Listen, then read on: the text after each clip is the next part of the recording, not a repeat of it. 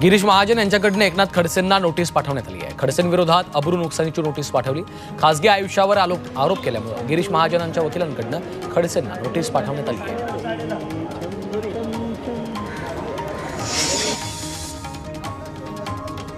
शिवसेनेच्या आमदार आणि मंत्री भरत गोगावले यांनी राष्ट्रवादीचे खासदार सुनील तटकरे यांच्यावर नाराजी व्यक्त केली। यंदाच्या निवडणुकीत 26,000च्या मताधिक्याने निवडून आलो।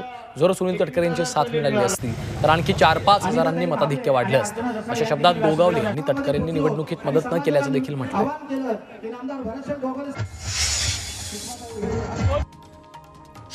आंबेडकर जयंतीनिमित्त खासदार अमोल कोल्हेंनी बाबासाहेब आंबेडकरांच्या प्रति कृतज्ञता व्यक्त केली आहे। आंबेडकरांनी देशाला दिलेली अमूल्य देणगी म्हणजे संविधान, यामुळे सर्वांना समान अधिकार मिळाला असं कोल्हेंनी म्हटलंय।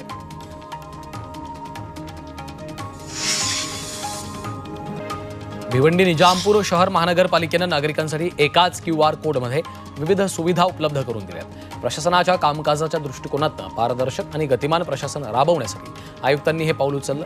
नागरिकांनी QR कोड सेवेचा मोठ्या प्रमाणात लाभ घ्यावा असं आवाहन देखील आयुक्त अनमोल सागर यांनी केलं आहे। कोल्हापुरातील खेळघर परिवाराचा सामुदायिक वाढदिवस सोहळा पार पडलाय। उच्च शिक्षण मंत्री चंद्रकांत पाटलांनी मार्गदर्शनाखाली 2009 मध्ये खेळघराची स्थापना झाली। यावेळी खेळघराच्या विद्यार्थ्यांची संख्या 2000 पर्यंत गेल्यामुळे चंद्रकांत पाटलांनी आनंद व्यक्त केला आहे। शेतकऱ्यांना आता 12 तास मोफत वीज मिळणार आहे, अशी घोषणा मुख्यमंत्री देवेंद्र फडणवीसांनी केली।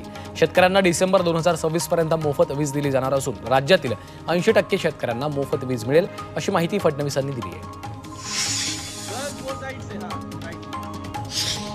शहापुरातील RS दमाणी शाळेमध्ये रॉकेट प्रशिक्षण शिबिराचं आयोजन केलंय। यामध्ये शेकडो विद्यार्थ्यांनी सहभाग घेतला। पंतप्रधान मोदींच्या मिशन उड्डाण या संकल्पनेतनं हा अनोखा उपक्रम राबवलाय। तर या शिबिरामध्ये उत्तम रॉकेट बनवलेल्या विद्यार्थ्यांना इस्रोच्या कार्यशाळेत जाण्याची संधी उपलब्ध होणार आहे।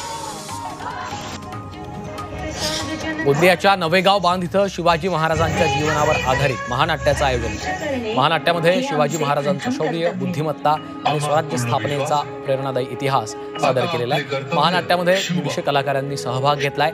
तर या महानाट्याला हजारो नागरिकांचा उत्स्फूर्त असा प्रतिसाद मिळाला। संभाजीनगर विमानतळाच्या धावपट्टीसाठी 147 एकर जमिनीचं संपादन करण्याची प्रक्रिया सुरू आहे। या भूसंपादन अधिसूचनेवर 350हून अधिक आक्षेप दाखल झाले। त्यावर पुढील आठवड्यात उपविभागीय कार्यालयामध्ये सुनावणी होणार आहे।